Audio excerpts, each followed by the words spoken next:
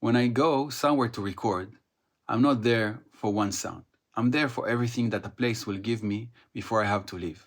Yardenit, the baptism site on the Jordan River, I went for two things: the quiet nature at dawn, birds, reeds, water on the bank, and later the pilgrims themselves. Most people would treat those two as two trips. I treat them as one session with two windows.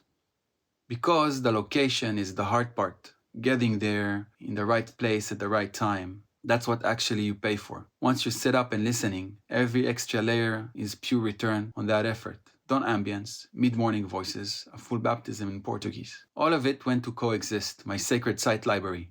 The birds serve one project, the voices another. The two together can do something else.